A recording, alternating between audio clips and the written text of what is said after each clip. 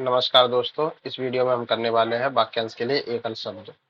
तो पहला है अंकसाई। अंकसाई है अंक में सोने वाला। क्योंकि अंकुश है हाथी को हाँकने का लोहे का एक तीखा औजार होता है, उससे बोलते हैं अंकुश। फिर अंतर्ज्ञान होता है मन में होने वाला स्वाभाविक ज्ञान। अंतरीप होता है अंतरीप होता है तट का जो भाग जल के भीतर हो। तट का याद रखना, तट का मतलब एक तरीके से अंतरीप हो गया है वो, जिसे महामग्न तट बोलते हैं, जिसे वही हो जाएगा अंतरीप। मतलब जल, तट का वह भाग जो जल में डूबा रहे, उसे बोलते हैं अंतरीप। फिर अंत्यसलिता, जो नदी भूगर्भ में चलती बहती है। अम्बुभा, जल को भरने वाला होता है, पानी को भरने वाला वो अम्बुभा होता है। अकिंचन, जिसके पास कुछ भी ना हो, मतलब। अक्षधूर्त, अक्षधूर्त होता है जो पासे का खेल होता है उसमें कुशल होता है, उसे बोलते हैं अक्षधूर्त। अगणित या अगण्य, मतलब जो जिसकी गणना नहीं की जा सके, उसे बोलते हैं गणना की जगह गिनती, जिसकी गिनती नहीं की जा सके अगणित बोलते हैं। अगर्हित बोलते हैं जिसकी निंदा नहीं की जा सके, उसे अगर्हित बोलते हैं। अगाध होता है एक तो अगाध होता है वो होता है जो बहुत गहरा हो, उसे बोलते हैं अगाध। और एक और होता है वो, दूसरा भी आएगा आगे।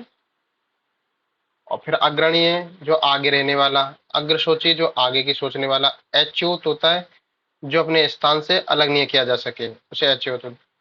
और फिर अक्षवानी, जो प्रसूता होती है उसको जो भोजन दिया जाता है, उसे बोलते हैं अक्षवानी। फिर आता अटारी।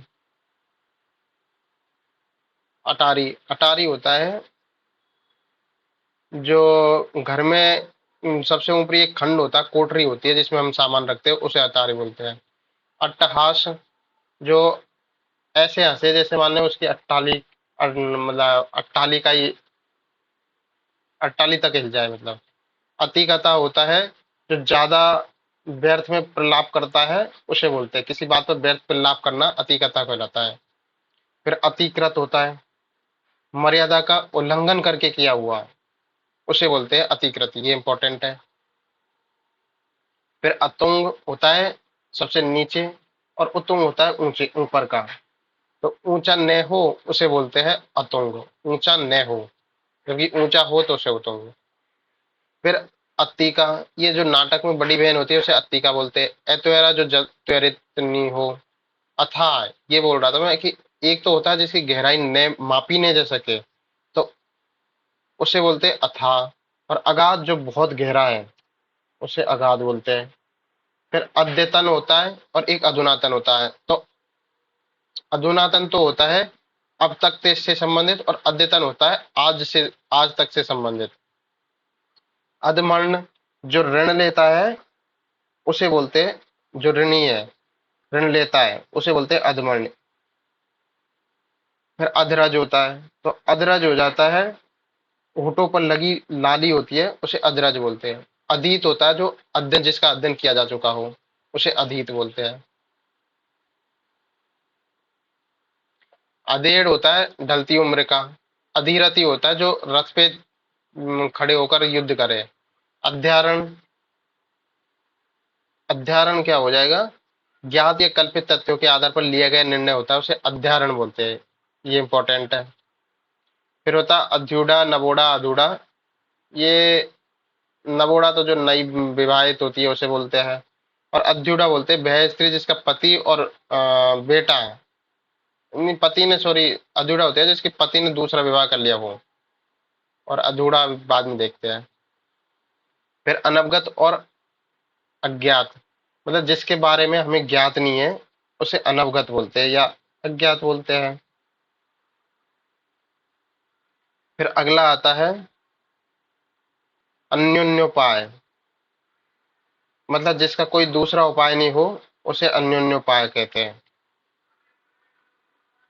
फिर अगला आता है अनपेक्षित, मतलब जिसकी अपेक्षा नहीं की गई हो, उसे अनपेक्षित बोलते हैं। फिर अगला आता है अनवरत या सनातन। जो सदा से चलता आ रहा है उसे अनवरत या सनातन बोलते हैं। फिर आता है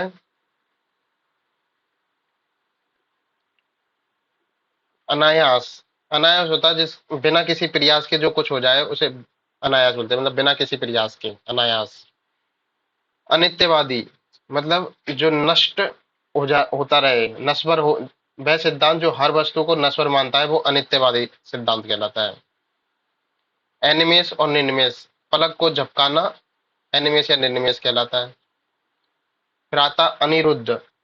अनिरुद्ध होता है अनिरुद्ध होता है जिसका विरोध न हुआ हो उसे अनिरुद्ध बोलते हैं। न हुआ हो या तो विरोध, या न हो सके। फिर अनिर्वचनीय। अनिर्वचनीय बोलते हैं जिसका भाषा द्वारा वर्णन नहीं किया जा सके उसे अनिर्वचनीय बोलते हैं या अवर्णनीय बोलते हैं। ये इंपॉर्टेंट है। फिर आता अनुकंपा। तो किसी की बुरी स्थिति है उसको देखकर दया करना अनुकंपा है। अनुग्रह। अनुग्रह होता है जैसे कोई छोटा है, उसने उस पर कोई उपकार करे, मतलब उससे प्रसन्न होकर, तो उसे बोलते हैं अनुग्रह। अनुरंजक। अनुरंजक होता है प्रेम उत्पन्न करने वाला होता है, उसे अनुरंजक कहते हैं। अनुपम और निरुपम। अनुपम होता है जिसकी उपमा नहीं दी जा सके उसे अनुपम बोलते हैं। फिर आता निरुपम। ये दोनों, ये निरुपम हम देखेंगे आगे। तो अनुपम होता है जिसकी उपमा नहीं दी जा सके। फिर अनुरक्त होता है। फिर अनुरक्त होता है वह व्यक्ति जो किसी व्यक्ति या वस्तु के प्रति आसक्त हो, उसे अनुरक्त बोलते हैं। व्यक्ति के भी प्रति हो सकता है या वस्तु के प्रति आसक्त हो। फिर अनुलाप होता है, किसी मतलब बार बार बोलना ही अनुलाप होता है। फिर अनुश्रुति, जो परंपरा से चली आ रही कथा है उन्हें अनुश्रुति कहते हैं। अनेर, ऐसा जानवर जो किसी के संरक्षण में नहीं रहा हो। अन्ना तो दूध पिलाने वाली दाई माँ को बोलते हैं। अनुसंधित्सा, अनुसंधान करने की इच्छा। फिर आता अन्नप्राशन। हाँ, ये होता है जो नया नया जो बच्चा आता है, शिशु होता है, उसे अन्न खिलाने की जो क्रिया होती है उसे अन्नप्राशन बोलते हैं। अन्योदर मतलब ऐसा भाई जो एक ही उदर से पैदा हुए हो उसे अन्योदर बोलते हैं।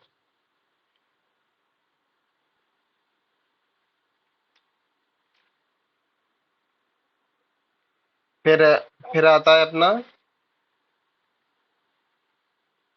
नहीं सॉरी, ये अन्योदर बोलते हैं एक से अधिक माताओं से उत्पन्न हुए भाई। जैसे कौरव में थे कुछ, कुछ तो कुंती के थे, कुछ अलग के थे, तो वो अन्योदर थे। फिर आता है अपकर्ष। अपकर्ष होता है नीचे की ओर लाना या खींचना।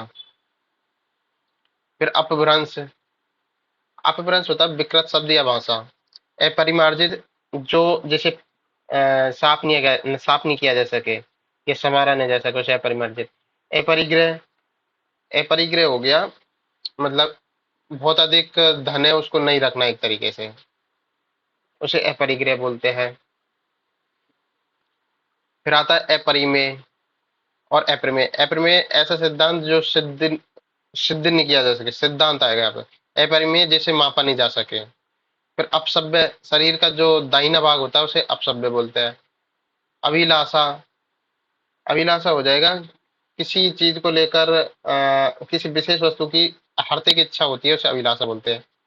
अप्रतिरूप बोलते हैं किसे? अप्रतिरूप बोलेंगे हम किसे? जिसकी आकृति का कोई और न मिले उसे अप्रतिरूप कहते हैं। फिर आता है अप्रहत। तो अप्रहत बोल जाएंगे किसे? जिस वस्त्र को पहना नहीं गया हो या तो उसे बोलते हैं, या न जोता हुआ खेत है उसे अप्रहत बोलते हैं। तो ये भी इंपॉर्टेंट हो जाता है। फिर आता निर्भय। निर्भय तो ठीक है, जो मतलब जिसको कोई भय नहीं हो। फिर आता अभिप्सा। अभिप्सा होती है, ये अभी प्लस इप्सा से बना है।